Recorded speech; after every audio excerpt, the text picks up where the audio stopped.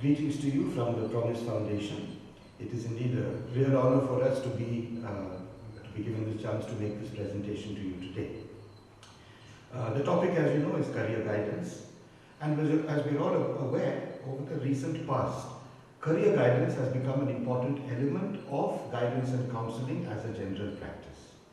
But the question that still remains to be answered is, what is career guidance?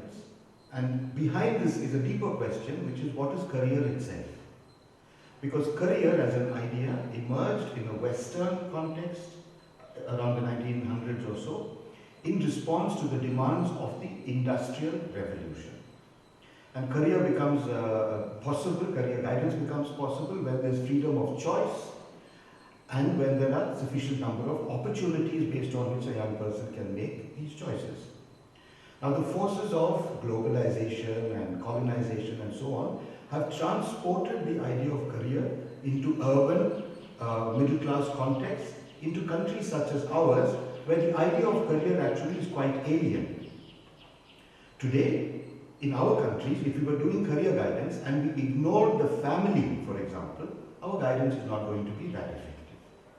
Therefore, we need to tune our approaches, tune our career guidance inputs into the cultural realities of a given country.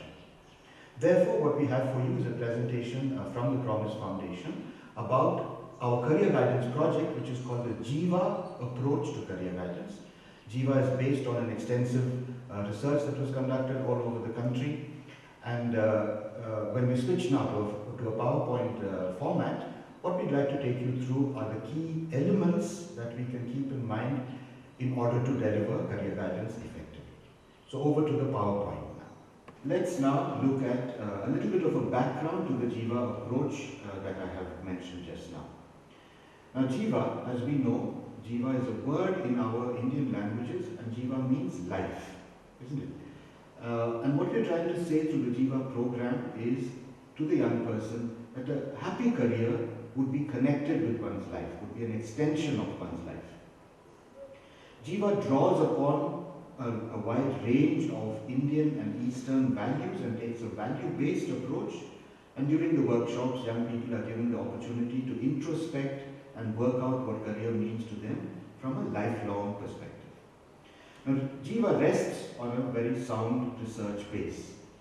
We initially conducted a national survey covering nearly 15-20 regions of our country, and this data was then discussed by experts from NCRT and from government organizations, counselors, teachers, heads of schools, and based on this input, the Jiva system was created for India by a team of internationally acclaimed career psychologists.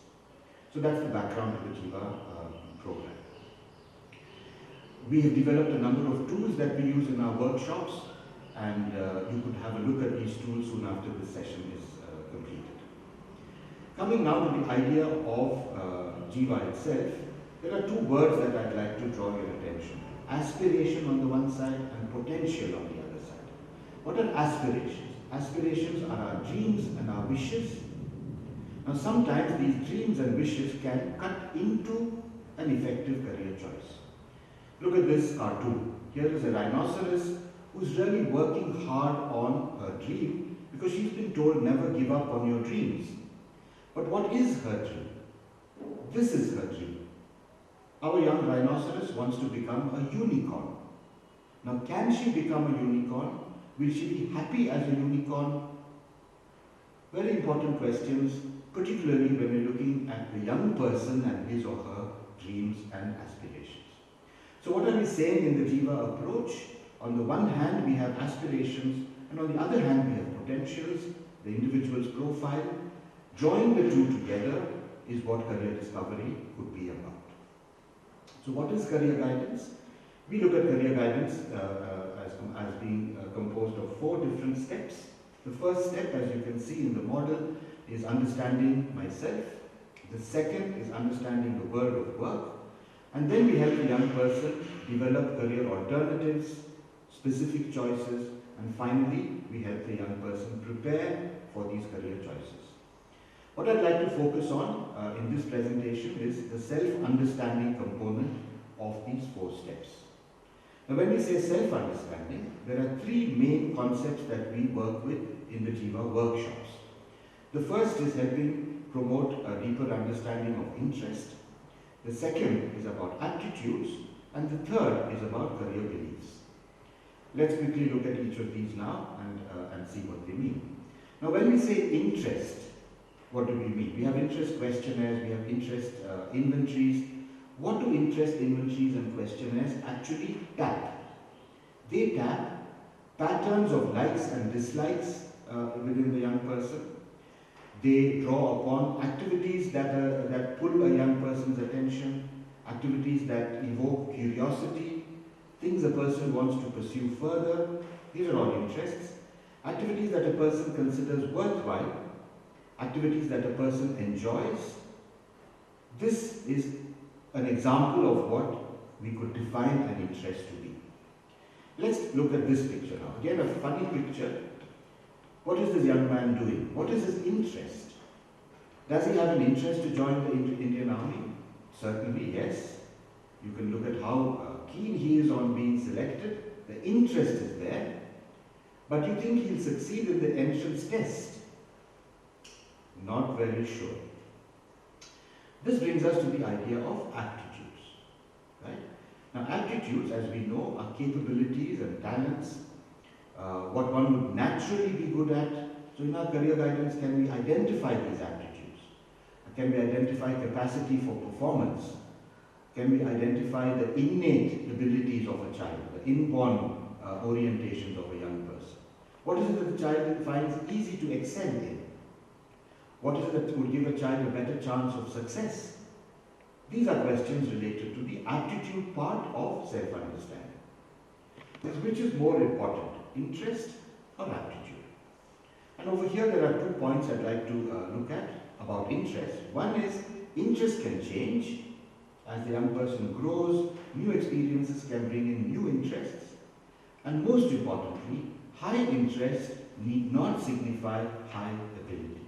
Simply loving something doesn't mean that one will succeed at it. Therefore, Jiva looks both at interest and aptitude, and we look at the interest and aptitude overlap. What you see on this diagram is that the green and yellow bars, they represent a person's interest and aptitude, but closer analysis would show us that there could be interest without aptitude.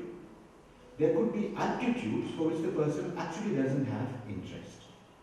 So therefore, in career guidance, on the self-understanding side, what are we looking for? We're not looking independently for interest, we're not looking independently for aptitude, we are looking for that overlap. We are looking for the middle point where the person shows interest, and when he or she engages in that activity, she's able to excel in it because she has an aptitude for it as well.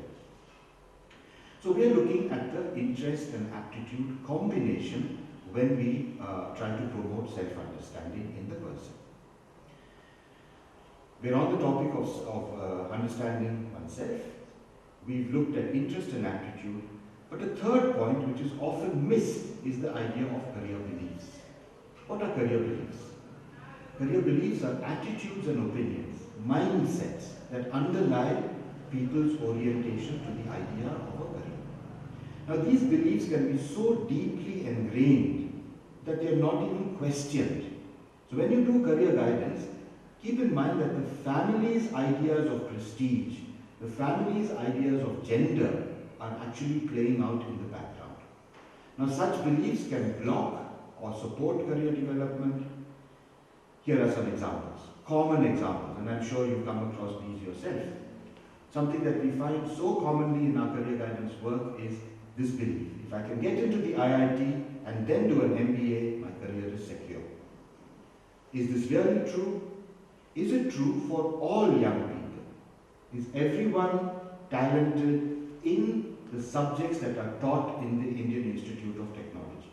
Or are there talents elsewhere? Here is another belief: nursing is a good career for boys. Our immediate reaction would be no, nursing is a girl career. But is that really true? Look at the other common beliefs. If I like it, I'm good at it, luck is all that matters, And the last one, very, very powerful. The girl's first responsibility is to the family and career comes later. Now these are issues which are there in the community. These are cultural matters. Ignoring them would only put our career guidance in a very weak position. The family can go back and say that, oh, the career counselor didn't really understand what is important in our context. So, coming back to the final few slides, we are looking at interest and aptitude in order to discover potential, but we need to understand this in the context of the career beliefs that are prevailing in a certain environment, in a certain cultural environment. So therefore, aspirations and potentials, both are important when we look at career discovery, and our work needs to focus on identifying both of these and bringing them together. And in conclusion, this whole notion of being the best. We are constantly told, isn't it? Reach the top, be the best. But that doesn't really exist. A successful career is a career that understands that prosperity does not come from being the best, but from doing one's best. Right, so that was a very quick overview of one small component of career guidance. The last point I'd like to leave with you is that career guidance has become an urgent requirement, but there are multiple dimensions to career in our country. There is the urban middle class, there is the rural, there is the rich, there's the poor. All of these elements come into the process of making a career choice. Thank you once again for this opportunity, and if there are further questions, my colleagues are here to respond to some of your queries. Thank you.